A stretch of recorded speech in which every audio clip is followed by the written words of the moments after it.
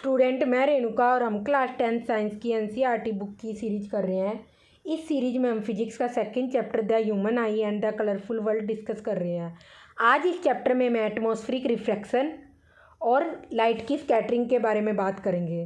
तो हम कहते हैं जब भी लाइट ऑब्लिकली एंटर करती है एक ट्रांसपेरेंट मीडियम से दूसरे ट्रांसपेरेंट मीडियम में, तो लाइट हमेशा बेंड होती है और लाइट के इस फिनोमिना को हम बोलते हैं रिफ्रैक्शन। अब हम देखते हैं कि दोनों ट्रांसपेरेंट मीडियम की डेंसिटी डिफरेंट होती है। जिस ट्रांसपेरेंट मीडियम की डेंसिटी ज़्यादा होती है उसे हम डेंसर मीडियम बोलते हैं। अगर डेंसिटी ज़्यादा तो ऑब्वियसली जैसे ही लाइट उसमें एंटर करेगी उसकी स्पीड कम हो जाएगी, जबकि दूसरा मीडियम जिसकी कंपैरेटिवली डेंसिटी डेंसर मीडियम से कम है तो उसे हम रेयरर मीडियम बोलेंगे। और बिकॉज दूसरे मीडियम की रेयरर मीडियम की डेंसिटी कम है तो इसलिए जैसे ही लाइट उसमें एंटर करेगी उसकी स्पीड इंक्रीज हो जाएगी। तो आप कहोगे जो लाइट के बेंड या रिफ्रैक्शन का रीजन है, क्योंकि दोनों मीडियम में लाइट की स्पीड डिफरेंट है तो इसीलिए लाइट हमेशा बेंड या रिफ्रैक्ट होती है। अब हमने रिफ्रैक्शन की डेफिनेशन बता दी। अब हम इसका अपनी डेली लाइफ में जो एग्जांपल देखते हैं उसे हम बोलते हैं एटमॉस्फेरिक रिफ्रैक्शन। जो हमारी अर्थ है एटमॉस्फेयर से कवर्ड है और इस एटमॉस्फेयर में suspended particles, smoke, dust particle, water droplets, पानी की बूंदें छोटी छोटी और इसके अलावा एयर मॉलिक्यूल्स भी प्रेजेंट है। तो इसलिए जैसे जैसे हम अर्थ से ऊपर की ओर जाते हैं वैसे वैसे इन चीज़ों की अमाउंट भी कम होती जाती है। तो हम कहेंगे अर्थ से ऊपर स्पेस की ओर जैसे जैसे हम जाते हैं तो डेंसिटी भी कम होती जाती है। और जो हमारी अर्थ का एटमॉस्फेयर है वो कई लेयर्स में बटा हुआ है, जैसे कि स्ट्रेटोस्फियर, ट्रोपोस्फियर, एक्सोस्फियर, कई सारी लेयर्स में बटा हुआ है और हर एक लेयर की अपनी अपनी डेंसिटी यहाँ पर होती है। तो इसलिए हम कहते हैं जब भी हम इनमें अर्थ से ऊपर की ओर स्पेस में जाते हैं तो वैसे वैसे डेंसिटी कम होती जाती है, क्योंकि suspended particle, air, obviously gases भी कम होती जाएगी तो इसलिए डेंसिटी भी चेंज होती जाएगी। तो अर्थ के बिल्कुल पास एटमॉस्फेयर की जब हम बात करेंगे उस लेयर की डेंसिटी ज़्यादा होगी और जबकि अर्थ से थोड़ा ऊपर जाएंगे तो उन लेयर्स की एटमॉस्फेयर में डेंसिटी कम होगी। तो ऑब्वियसली जब सनलाइट हम बात करें या स्टार्स से लाइट हमारे पास पहुंच रही है तो वो मल्टीपल टाइम्स यहाँ पर बेंड होती हुई हमारे पास आएगी, रिफ्रैक्ट होती हुई हमारे पास आएगी। तो इसे ही हम बोलते हैं एटमॉस्फेरिक रिफ्रैक्शन। तो हम यहाँ पर एटमॉस्फेरिक रिफ्रैक्शन के एग्जाम्पल देखते हैं। Apparent flickering of object placed behind है हॉट ऑब्जेक्ट और फायर। और इसके अलावा सेकंड एग्जांपल है होराइजन के पास जब स्टार्स होते हैं तो वो स्लाइटली हमें हायर पोजीशन में दिखाई देते हैं। थर्ड एग्जांपल है सनराइज होने से 2 मिनट पहले और सेट होने के 2 मिनट बाद भी हमें दिखाई देता है। फोर्थ एग्जांपल है स्टार्स जगमगाते हैं। तो ये भी सारे के सारे एटमॉस्फेरिक रिफ्रैक्शन के एग्जाम्पल है। अब इन सारी एग्जाम्पल्स को हम एक एक करके डिटेल में स्टडी करेंगे। तो फर्स्टली हम देखते हैं जब भी आग जलती है तो आग के जस्ट ऊपर वाली एयर हॉट एयर होती है, तो इसलिए उसमें जैसे ही लाइट एंटर करेगी लाइट की स्पीड इंक्रीज हो जाएगी, क्योंकि हॉट एयर की डेंसिटी कम होती है। जब वो वार्म अप होएगी तो राइज अप हो जाएगी, और ज़्यादा गर्म होने पर राइज अप हो जाएगी और उसकी जगह कूलर एयर ले लेगी। कूलर एयर की डेंसिटी ज़्यादा होती है तो उसमें जैसे ही लाइट एंटर करेगी उसमें लाइट की स्पीड यहाँ पर कम हो जाएगी। तो इसलिए जो फायर के पीछे रखा हुआ ऑब्जेक्ट है उसे आप देख रहे हो, उससे आने वाली जो रेज है कभी हॉट एयर से होती हुई आएगी, कभी कूल एयर से होती हुई आएगी। तो कुल मिलाकर यहाँ पर जो मीडियम है उसकी डेंसिटी चेंज हो रही है। और क्योंकि यहाँ पे एयर क्या एक ट्रांसपेरेंट मीडियम है तो कूलर और हॉट दोनों ही ट्रांसपेरेंट मीडियम है तो यहाँ पर डेंसिटी कॉन्टीन्यूसली चेंज होती रहेगी। तो मीडियम की जो फिजिकल कंडीशन है वो कॉन्टीन्यूसली चेंज होती रहेगी। तो इसलिए आपके पास जो लाइट रिफ्रैक्ट होकर आएगी कभी ज़्यादा आएगी, कभी कम आएगी और कभी न के बराबर आएगी। तो कुल मिलाकर आपको जो ऑब्जेक्ट है क्योंकि ज़्यादा डिस्टेंस पर तो है नहीं तो वो स्लाइटली मूव होता हुआ दिखाई देगा। अब ऐसे नहीं बहुत ज़्यादा डिफरेंस आ जाएगा क्योंकि वो आपसे ज़्यादा डिस्टेंस पे लोकेटेड नहीं है, आग के पीछे वाले पे बात कर रहे हैं। अब ऐसे नहीं जैसे सनलाइट हमसे बहुत ज़्यादा मिलियन किलोमीटर अवे दूर है, इतनी दूर से आ रही है, तो उस केस में वो स्लाइटली मूव होता हुआ दिखाई देगा। और इवन अगर आप कूलर एयर और हॉट एयर की बात करेंगे, अगर हम ऐसे बात करें कि कूलर एयर की बात करें तो हर एक मोमेंट में जो कूलर एयर है ना उसकी भी डेंसिटी चेंज होती रहती है, क्योंकि हमारे एटमॉस्फेयर की जो डेंसिटी है वो हर एक मोमेंट में चेंज हो रही है, तो वो भी एक कांस्टेंट नहीं है। तो कुल मिलाकर आप यही कहोगे जो मीडियम है यहाँ पर एयर, हॉट एयर, कूलर है, उसकी डेंसिटी कॉन्टीन्यूसली चेंज होती रहेगी। तो जो इसलिए जो रेज लाइट है वो रिफ्लेक्ट होती है, कभी हमारे पास ज़्यादा पहुँचेगी, कभी कभी कम, कभी न के बराबर। तो जो ऑब्जेक्ट है जो फायर के पीछे रखा हुआ है वो हमें स्लाइटली मूव होता हुआ हमेशा दिखाई देगा। तो इसका रीज़न यही है कि क्योंकि एक तो वो कम डिस्टेंस पर है तो हमें स्लाइटली मूव होता हुआ दिखाई देगा, और दूसरा जो जिस मीडियम से होती हुई रेज हमारे पास पहुंच रही है, हम उस ऑब्जेक्ट को देख रहे हैं, उसकी डेंसिटी कॉन्टीन्यूसली चेंज हो रही है। अब ये तो एक छोटे स्केल पर हम एटमॉस्फेरिक रिफ्रैक्शन की बात करते हैं। अगर हम बड़े स्केल पर इसको स्टडी करेंगे तो आप देख सकते हो ट्विंकलिंग ऑफ स्टार्स, जिसे हम आगे डिटेल में स्टडी करेंगे। तो कुल मिलाकर जो ऑब्जेक्ट है हमें फ्लक्चुएट होता हुआ दिखाई देगा, हिलता हुआ, बिकॉज उसके कारण जो लाइट रेज आ रही है वो हमें क्या है, कभी कम कभी ज़्यादा, वो भी फ्लक्चुएट हो रही है। तो आप देखोगे यहाँ पर इसके अलावा सेकंड एग्जांपल है कि जो स्टार्स होते हैं नियर द होराइजन हो, तो उस केस में नियर द होराइजन मतलब अर्थ के पास हॉरिजॉन्टल डिस्टेंस हम बोल रहे हैं, हॉरिजॉन्टल में हो, तो नियर द होराइजन हो तो हम कहते हैं उस केस में वो हमें स्लाइटली हायर पोजीशन में दिखाई देते हैं। और इसका रीज़न ये है कि देखो स्टार यहाँ पर पोजीशन है और स्टार क्या है, हमसे बहुत ज़्यादा डिस्टेंस पर लोकेटेड है, तो उससे जो हमारे लिए स्टार क्या एक पॉइंट सोर्स का काम कर रहे हैं, तो उससे होती हुई जब लाइट रेज हमारे पास पहुँच रही है तो वो हमारे पास क्या होगी, आंखों में जब तक पहुंचेगी तो बहुत मल्टीपल टाइम्स रिफ्लेक्ट होती है हमारी आंखों में पहुंचेगी, और जो हमारी आंखें है लाइट को हमेशा स्ट्रेट लाइन में परसीव करती है। तो कुल मिलाकर स्टार आपका यहाँ लोकेटेड था और आपको दिखेगा यहाँ पर हायर पोजीशन में। तो ये भी क्या है, एटमॉस्फेरिक रिफ्रैक्शन के कारण हो रहा है, क्योंकि स्टार एक तो सबसे बहुत दूर है तो एक पॉइंट सोर्स से लाइट आ रही है, और दूसरा मल्टीपल टाइम रिफ्रैक्ट होती हुई लाइट हमारे पास पहुँचेगी। और बिकॉज अर्थ के पास लेयर है, जो अर्थ के एटमॉस्फेयर में जो लेयर अर्थ के पास है उसकी डेंसिटी ज़्यादा होगी तो लाइट हमेशा टुवर्ड्स द नॉर्मल बैंड होगी, तो कुल मिलाकर लाइट रिफ्रैक्ट होगी। तो इसलिए जो आपके पास लाइट रेज पहुंच रही है उसके आपकी आंखें स्ट्रेट लाइन में परसीव करेगी और आपको स्टार यहाँ पर दिखाई देगा। तो ये भी एक एटमॉस्फेरिक रिफ्रैक्शन का एग्जाम्पल है।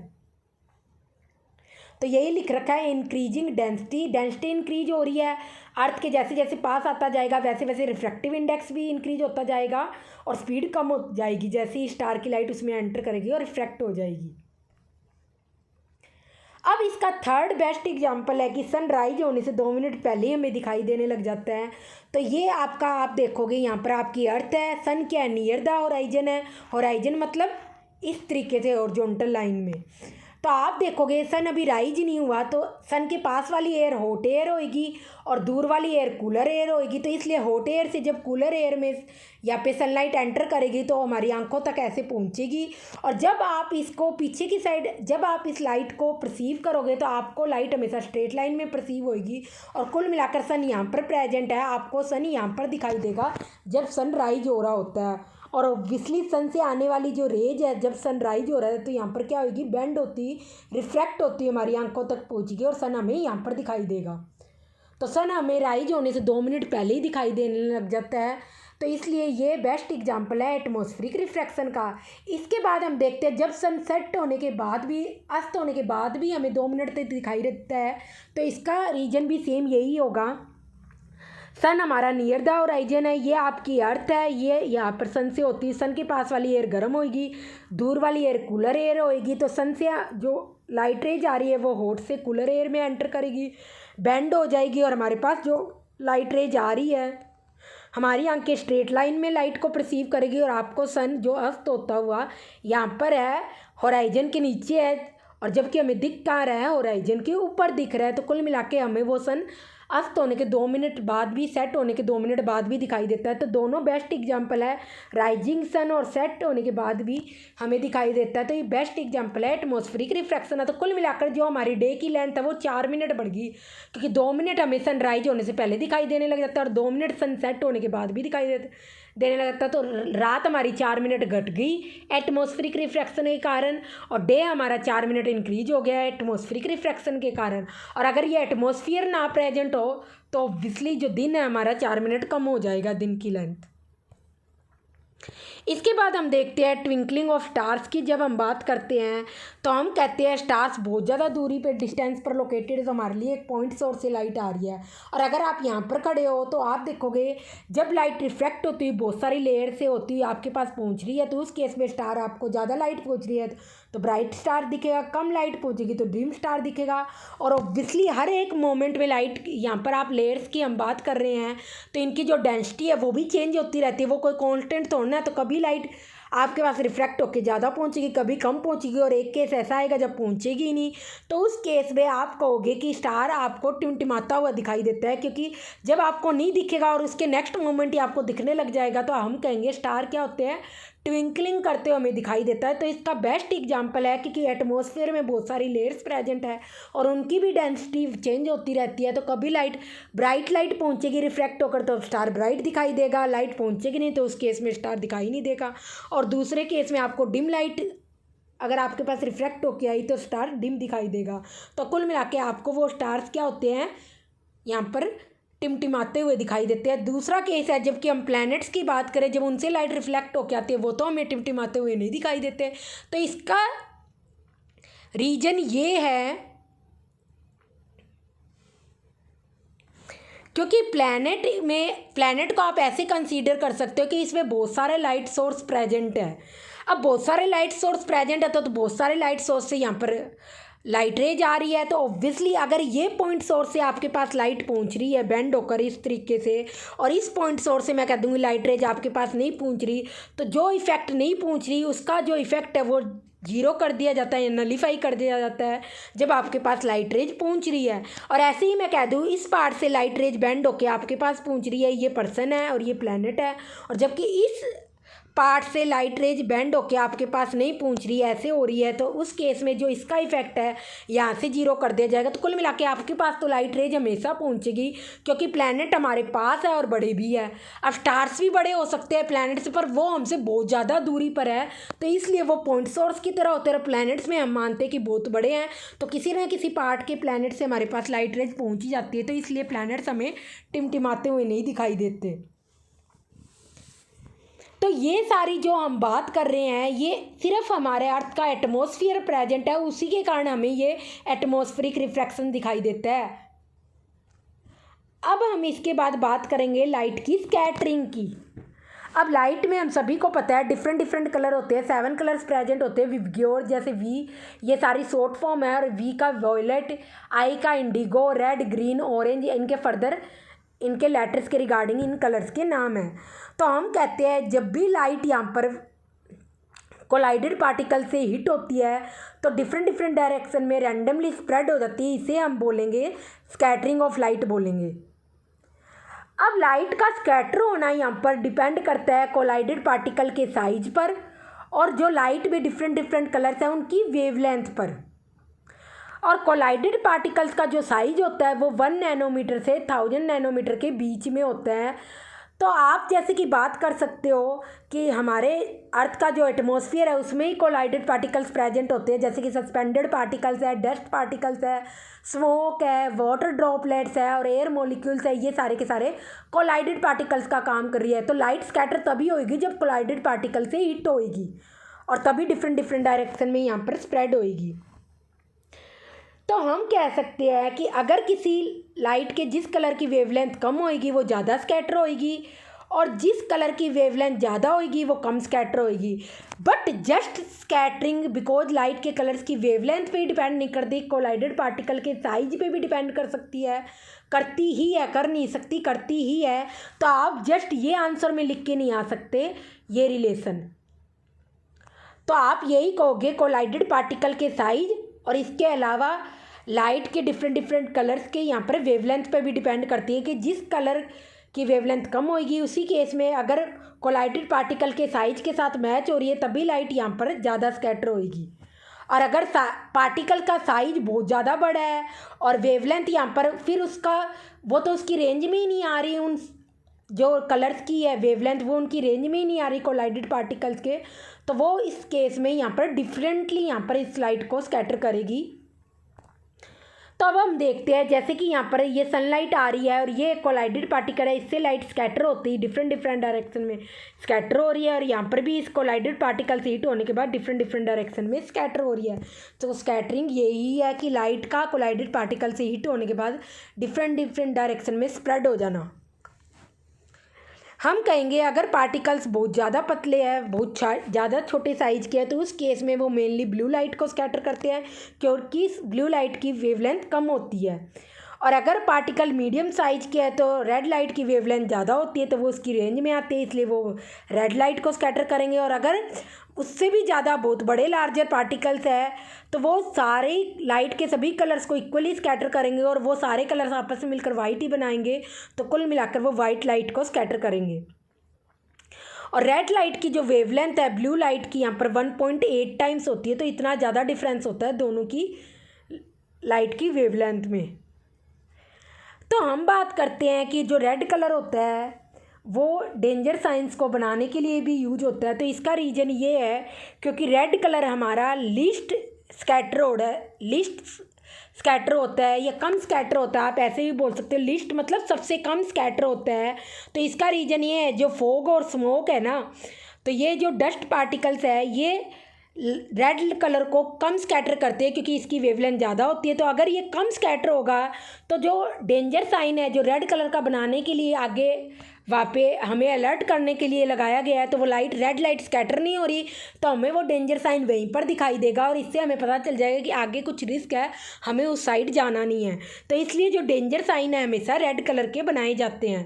तो इसका कलर यही है, जो रेड कलर है आपका लीस्ट स्कैटर्ड होता है फोग और स्मोक के कारण, जिससे जो ऑब्जेक्ट वहाँ पर या जो डंडा वो वहाँ पर लगा रखा है, तो उससे जो रेड कलर हमारे पास पहुँच रहा है वो ज़्यादा स्कैटर नहीं हो रहा। इसके बाद हम बात करते हैं टिंडल इफ़ेक्ट की। तो हम कहते हैं जब लाइट पास होती है कोलाइडेड पार्टिकल से तो हमें लाइट का पाथ विजिबल हो जाता है, इसे हम बोलते हैं टिंडल इफ़ेक्ट। और इसका बेस्ट एग्जांपल है जब लाइट पास होती है एक डार्क और डस्टी रूम से। देखो डस्टी रूम तो हमेशा होगा क्योंकि एटमॉस्फेयर में जो हमारा अर्थ का एटमॉस्फेयर इसमें डस्ट पार्टिकल तो हमेशा ही प्रेजेंट रहते हैं, तभी तो हमें डेली घर दुकान कुछ भी चीज़ हो या कोई भी ऑब्जेक्ट हो उसकी हमेशा सफाई करनी पड़ती है, तो डस्ट तो हमेशा ही प्रेजेंट है।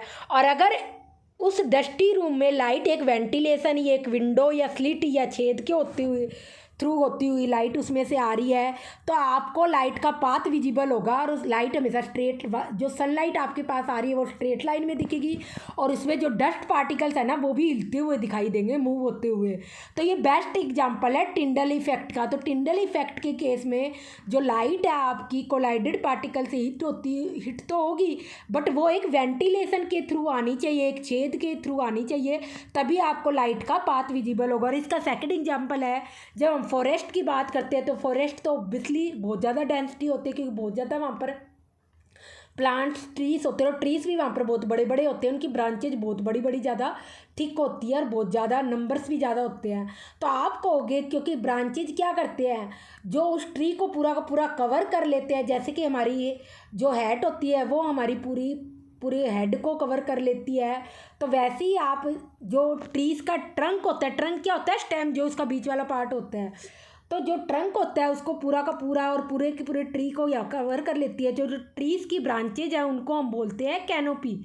और जब उनसे होती हुई सनलाइट यहाँ पर हमारे पास पहुँचती है तो बिकॉज यहाँ पर मिस्ट के अंदर मिस्ट प्रेजेंट है और मिस्ट में यहाँ पर वाटर ड्रॉपलेट्स भी, टाइनी वाटर ड्रॉपलेट्स भी प्रेजेंट है, तो आप कहोगे कि उससे लाइट एक कैनोपी मतलब ब्रांचेज है जो ट्रीज़ की, उनसे छेद से होती हुई लाइट हमारे पास पहुंचती है, तो हमें लाइट का सनलाइट का यहाँ पर पाथ विजिबल हो जाता है। तो यहाँ पर जब आप मिस्ट की बात करेंगे तो मिस्ट भी फॉग की तरह ही होती है, ये भी एक प्रेसिपिटेशन की फॉर्म है। अब फॉग की विजिबिलिटी कम होती है और जबकि मिस्ट में विजिबिलिटी ज़्यादा होती है, आप ज़्यादा दूर तक देख सकते हो। हम कहते नहीं सर्दियों में जैसे विजिबिलिटी कम हो जाती है, तो वो वाली बात है। तो फॉग में आप ज़्यादा दूर तक देख सकते हो, इसकी विजिबिलिटी ज़्यादा होती है। तो ये एक तरीके से फॉग की तरह ही होता है। तो आप कहोगे फॉग में वाटर ड्रॉपलेट, वाटर वेपर्स भी प्रेजेंट है, तो इसलिए जो सनलाइट है यहाँ पर वाटर ड्रॉपलेट्स प्रेजेंट है। तो जब सनलाइट है कैनोपी मतलब जो ट्री की ब्रांचेज है उनसे होती हुई, वेंटिलेशन से होती हुई सनलाइट जो पहुंचती है, तो हमें वहाँ पर लाइट का पाथ विजिबल हो जाता है। ये देखो यहाँ पर दिख रही है लाइट स्ट्रेट लाइन में आती हुई, तो यही इसका रीज़न है। तो टिंडल इफेक्ट जस्ट इतना ही है कि लाइट जब कोलाइडेड पार्टिकल से पास होती है एक वेंटिलेशन के थ्रू, तो आपको लाइट का पाथ विजिबल हो जाता है और इसको टिंडल इफेक्ट बोलते हैं। अब हमने कहा था जो स्कैटर्ड लाइट होती है वो पार्टिकल्स, कोलाइडेड पार्टिकल्स के साइज और साथ साथ जो लाइट के डिफरेंट डिफरेंट कलर्स हैं उनकी वेवलेंथ पे डिपेंड करती है। तो जो हमारा अर्थ का एटमॉस्फेयर है वो हेट्रोजीनस मिक्सचर है, क्योंकि यहाँ पर डिफरेंट डिफरेंट डेंसिटी के पार्टिकल्स प्रेजेंट है। जैसे कि मैंने कहा कि अर्थ के एटमॉस्फेयर में सस्पेंडेड पार्टिकल, डस्ट, स्मोक, सबकी डेंसिटी डिफरेंट डिफरेंट है। तो ये एक हेट्रोजीनस मिक्सचर है जो हमारा अर्थ का एटमॉस्फेयर है। हेट्रोजीनस का मतलब है हर कहीं डेंसिटी सेम नहीं है। अगर आप इवन एयर को भी उठाओगे ना तो कहीं डेंसिटी ज़्यादा होगी, कहीं डेंसिटी कम होगी, क्योंकि एयर कोई प्योर थोड़ी ना है, उसके अंदर ही कितने सस्पेंडेड पार्टिकल, डस्ट पार्टिकल्स और भी बहुत सारी चीज़ें प्रेजेंट है, स्मोक प्रेजेंट है। तो हेट्रोजीनस मिक्सचर का मतलब है कि डेंसिटी डिफरेंट डिफरेंट है। तो हम कहेंगे जो हमारे एटमॉस्फेयर में बड़े साइज के, ज़्यादा बड़े साइज के पार्टिकल्स होते हैं, कोलाइडेड पार्टिकल्स, वो हमारी जो विजिबल लाइट की वेवलेंथ होती है उससे ज़्यादा बड़े साइज के होते हैं। विजिबल लाइट मतलब जो कलर्स हम देख सकते हैं, जैसे हम विबग्योर के सारे कलर देख सकते हैं, ग्रीन कलर हमें दिखता है ना आंखों से, तो इसलिए ये सारे के सारे कलर जो है विबग्योर के वाइट लाइट में जो प्रेजेंट होते हैं। विबग्योर मतलब यहाँ लेटर्स की फॉर्म में कलर्स लिखे हुए, वी मतलब वॉयलेट, ब्लू मतलब ब्लू, बी मतलब ब्लू, रेड मतलब रेड कलर। तो ये सारे के सारे कलर्स हमारी विजिबल रेंज में आते हैं।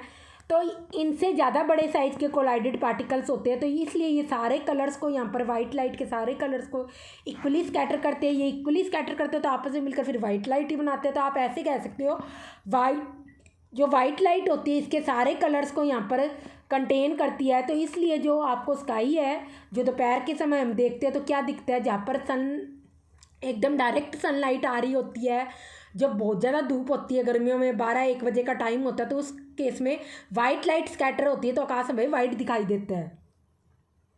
अब जब दूसरा केस है, हम बोलते हैं जो एयर मॉलिक्यूल्स होते हैं वो भी कोलाइडेड पार्टिकल्स होते हैं बट उनका साइज छोटा होता है। तो ये इसलिए ये जो वाइट लाइट के डिफरेंट डिफरेंट कलर्स होते हैं इनको डिफरेंट डिफरेंट टाइप से अफेक्ट करती है।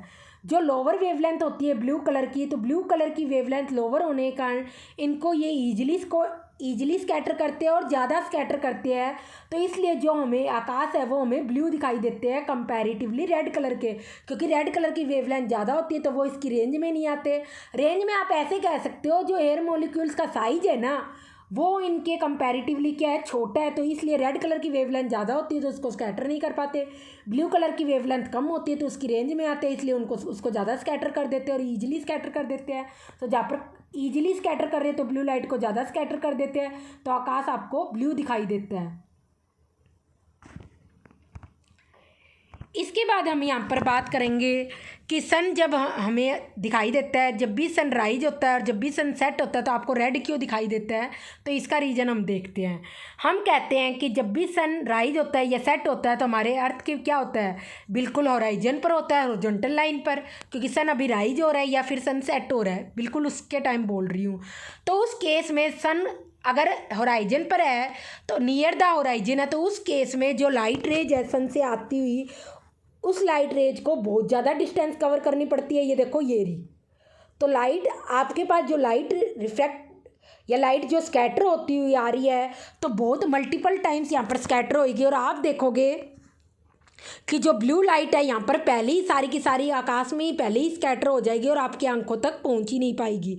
और जबकि रेड लाइट है वो आपकी आंखों तक पहुँचेगी क्योंकि कम स्कैटर होगी, तो इसलिए जो सन है आपको रेड दिखाई देगा जब सन राइज होता है। देखना अगर कभी ध्यान किया हो तो सन जब उग रहा होता है तो उस टाइम कैसे दिखाई देता है, रेड ही दिखाई देता है, और इसके आसपास का जो कलर है वो भी थोड़ा सा रेड दिखाई देता है, क्योंकि जो आसपास का स्काई है हम उसकी बात कर रहे हैं तो वो भी थोड़ा थोड़ा रेड दिखाई देता है क्योंकि रेड लाइट वहाँ पर स्कैटर हो रही है। तो सन भी रेड और उसके आसपास का जो आकाश है वो भी थोड़ा बहुत रेड दिखाई देता है क्योंकि रेड लाइट यहाँ पर स्कैटर हो रही है। और जो ब्लू लाइट थी उसकी एनर्जी ज़्यादा थी क्योंकि वेवलेंथ कम थी, तो वो पहले ही सारी की सारी स्कैटर होगी और आपकी आंखों तक पहुंची नहीं। पहली चीज़ अगर स्कैटर होगी तो जैसे कि अगर मैं कह दूँ कोई चीज़ है आपकी आंखों से बहुत ज़्यादा दूरी पर स्कैटर हो रही है तो वो आपके तक वो दिखेगी तो ना, इतनी छोटी छोटी हो जाएगी। और कोई चीज़ आपकी आंखों के सामने आपकी आंखों तक पहुँच रही है, कम स्कैटर हुई है, कम खिंडी हुई है, जैसे मैंने 10 से 15 यहाँ छोटे छोटे फ्लावर्स रख दिए और वो 2-4 फ्लावर्स इधर उधर कर दिए, बाकी के 6 फ्लावर्स इधर ही पड़े हुए हैं, तो वो तो आपको दिखाई देगी ना, क्योंकि आपकी आंखों तक उनसे रेज आती है, आपकी आंखों तक पहुंच रही है। तो वही सेम बात है। और जबकि कंपैरेटिवली जब सन ओवरहेड होता है बारह दोपहर के समय, तो उस केस में सनलाइट को देखो आप यहाँ पर होगा एकदम आपके सिर के ऊपर होता है, तो सनलाइट को कम डिस्टेंस कवर करनी होती है, तो उस केस में बहुत कम ब्लू लाइट स्कैटर होती है और most of the blue light होती है वाइट कलर के अंदर ही कंटेन करती है। तो आप देखोगे वाइट लाइट के अंदर उसके सारे के सारे कंपोनेंट स्टिल कंसिस्ट करते हैं, तो उस केस में जो आपकी आंखों तक लाइट पहुंचती है वो वाइट ही होती है, तो और सन आपको वाइट ही दिखाई देता है। तो इसका रीज़न भी ये है बिकॉज यहाँ पर लाइट ने कम डिस्टेंस कवर करी है। देखो ये कितनी ज़्यादा डिस्टेंस है और ये कितनी कम डिस्टेंस है, तो ब्लू लाइट है बहुत थोड़ी बहुत स्कैटर होती है। तो थोड़ी बहुत से क्या डिफरेंस पड़ रहा है, सनलाइट में तो बहुत सारी रेज होती है, तो बहुत सारी लाइट होती है, तो ऑब्वियसली थोड़ी सी उसमें ब्लू लाइट अगर स्कैटर भी होगी तो उससे कोई फ़र्क नहीं पड़ रहा।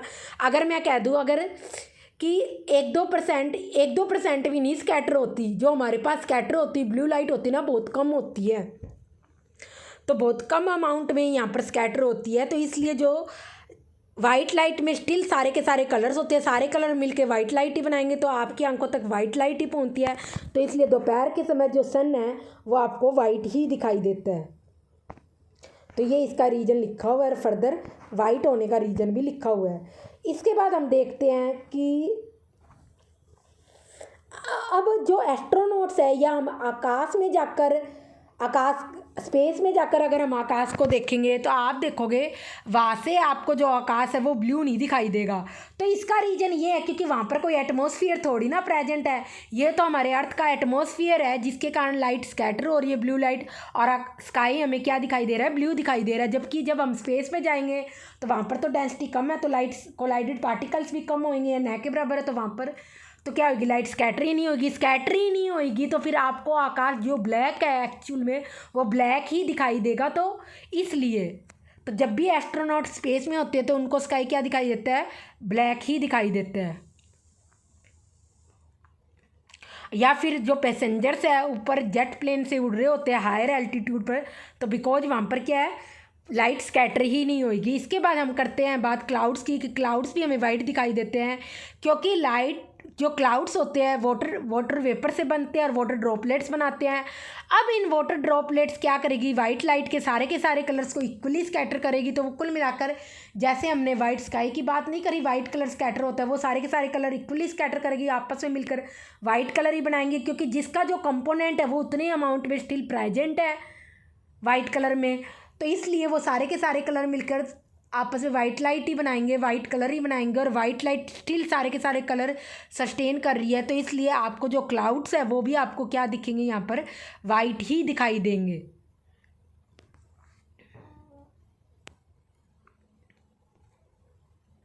तो ये इसी कारण से है क्योंकि जस्ट यहाँ पर मैंने कहा था कलर्स की वेवलेंथ पे डिपेंड नहीं करता। अब यहाँ पर आप खुद देख सकते हो कोलाइडेड पार्टिकल के साइज पर भी डिपेंड कर रहा है। तो वो पार्टिकल्स क्या कर रहे हैं, बड़े साइज के, तो इसलिए वाटर ड्रॉपलेट्स यहाँ पर बड़े साइज के, तो वो सारे ही कलर्स को इक्वली स्कैटर कर रही है।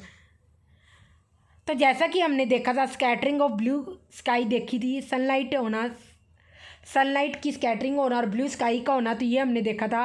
तो एक चीज़ आप और देखोगे कि यहाँ पर जो हमारे पास स्कैटर होकर ब्लू लाइट पहुँचती है जिसके कारण आकाश ब्लू दिखाई देता है, वो बहुत कम अमाउंट में ब्लू लाइट होती है, और मोस्ट ऑफ द पार्ट होता है जो ब्लू लाइट का वो अनस्कैटर्ड रहता है। तो अनस्कैटर्ड रहता है तो वो वाइट लाइट में स्टिल कंसिस्ट करेगा। इसलिए जो हमारे पास डायरेक्ट सनलाइट आती है, इवन स्काई तो ब्लू है, बट जो सनलाइट आ रही है वो हमारे पास जो सनलाइट आ रही है वो हमें वाइट ही दिखाई देती है, क्योंकि एक्चुअली में वो होती ही वाइट है।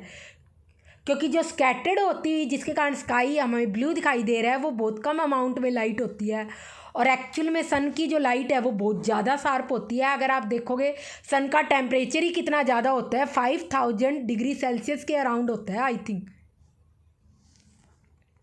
तो इसीलिए हम कहते हैं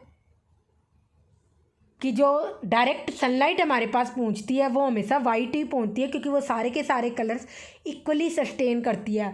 अब एक बात और, यहाँ पर जैसे कि हमने कहा कि यहाँ पर जब सन हमारे ओवरहेड था दोपहर के समय, तो उस केस में भी थोड़ी सी सनलाइट यहाँ पर स्कैटर हुई थी, बट उस केस में यहाँ पर सनलाइट डिस्टेंस कम कवर कर रही है, हम उसकी बात कर रहे हैं। और जबकि स्काई तो हमारा हमेशा ही ब्लू रहता है, पर सनलाइट जो हमारे पास पहुंच रही है वो हमें क्या हमेशा वाइट ही दिखाई देते हैं। तो ये हम उस केस की बात करें, एक स्पेसिफिक टाइम की बात नहीं करें, 12 बजे 1 बजे जब बहुत ज़्यादा सन हमारे ओवरहेड है, तो इसलिए। इसके बाद जब हम बात करते हैं जो हमारा ओशन से है, समुंदर महासागर, ये भी हमें ब्लू दिखाई देते हैं, या हम अर्थ को ब्लू प्लैनेट बोलते हैं क्योंकि अर्थ का मोस्ट ऑफ द पार्ट क्या है, ब्लू है। और ब्लू किस लिए है, क्योंकि अर्थ का मोस्ट ऑफ द पार्ट क्या है हमारा, पानी से कवर्ड है, तो पानी का कलर ब्लू है, तो इसलिए हम अर्थ को क्या बोलते हैं, ब्लू प्लैनेट भी बोलते हैं। पर रियल में पानी का कलर ब्लू थोड़ा ना होता, वो तो वाइट होता है। तो इसका रीज़न ये है कि जो वाटर ऑब्जॉर्व कर लेता है लॉन्गर वेवलेंथ की जो कलर्स होते हैं सनलाइट के, रेड ऑरेंज येलो, और इनकी एनर्जी भी कम होती है तो इनको ऑब्जॉर्व कर लेता है। जबकि ब्लू कलर होता है, इसकी वेवलेंथ कम होती है, एनर्जी ज़्यादा होती है, तो इसको स्कैटर कर देता है। तो इसलिए बिकॉज पानी वाटर इसको जो कि ओशंस या सी में प्रेजेंट है तो इनको स्कैटर कर देता है, तो इसलिए हमें जो ओशंस का पानी है वो हमें ब्लू दिखाई देता है। तो इसीलिए हम अर्थ का जो कलर होता है ब्लू, इसको हम बोलते हैं अर्थ हमारी ब्लू प्लैनेट है, बिकॉज जो ओशंस है वो उसमें जो पानी प्रेजेंट है, वाटर प्रेजेंट है, वो उस ब्लू लाइट को स्कैटर कर रहे हैं। और इसका रीज़न है कि ब्लू लाइट के यहाँ पर स्कैटर कर रहे हैं बिकॉज ब्लू लाइट की वेवलेंथ कम है, ब्लू लाइट की एनर्जी ज़्यादा होती है, एनर्जी ज़्यादा होगी तो ऑब्वियसली वो ज़्यादा स्कैटर होगी। अब आपको ही 2 दिन तक खाना ना दे तो आप उसी जगह पर बैठे रहोगे, और जैसे ही खाना खाओगे आप में एनर्जी आने लग जाएगी और आप काम करने लग जाओगे, इधर उधर दौड़ने लग जाओगे। तो ऑब्वियसली सेम ऐसे ही बात होती है कि ब्लू लाइट इस टाइम अगर स्कैटर हो रही है पानी से, तो बिकॉज ब्लू लाइट की एनर्जी यहाँ पर ज़्यादा होती है, और एनर्जी ज़्यादा है तो वो ऑब्वियसली ईजिली और जल्दी से स्कैटर हो जाएगी। तो इसीलिए जो हमें ओशंस है वो हमें ब्लू दिखाई देते हैं। तो ओशंस या सी का पानी हमें ब्लू दिखाई देता है, या अर्थ को हम ब्लू प्लैनेट भी बोलते हैं, उसका रीज़न यही है। अब हम एक क्वेश्चन देखते हैं इसके चैप्टर के regarding, name and explain the phenomena of light due to which the path of beam of light becomes visible when it enters a smoke filled room through a small hole. तो हम सभी को पता है Tyndall effect होता है, और इसको एक्सप्लेन करना है तो जो हमने बताया था वही सारा का सारा यहाँ पर लिखा हुआ है, वो आप पढ़ लेना। इसके बाद बताना है state the dependence of colour of light we receive on the size of particle of the medium through which the beam of light passes. तो हमने यहाँ पर डिस्कस किया था टिंडल इफेक्ट, जब डिस्कस किया था उसके नीचे कि साइज के पार्टिकल्स पर भी डिपेंड करता है कि लाइट का कौन सा कलर कितना स्कैटर होगा या कम स्कैटर होगा, ज़्यादा स्कैटर होगा। तो आपको वो सारे के सारे ही आंसर यहाँ पर लिखने हैं, जो कि ये सारी की सारी चीज़ें यहाँ ये भी लिख रही है, और साथ में टिंडल इफेक्ट भी लिखना है, क्या होता है और कैसे होता है वो हमने वहाँ पर आंसर दे रखा है, और ये सारी चीज़ें और लिख रही है अपने आप। तो ये हमारा आज का लास्ट टॉपिक है, और ये चैप्टर हमने यहाँ पर कंप्लीट कर लिया। अब नेक्स्ट लेक्चर में हम यहाँ पर एनसीईआरटी क्वेश्चन और एनसीईआरटी बुक के बैक एक्सरसाइज के क्वेश्चन आंसर और एनसीईआरटी एग्जाम्पलर के क्वेश्चन आंसर डिस्कस करेंगे।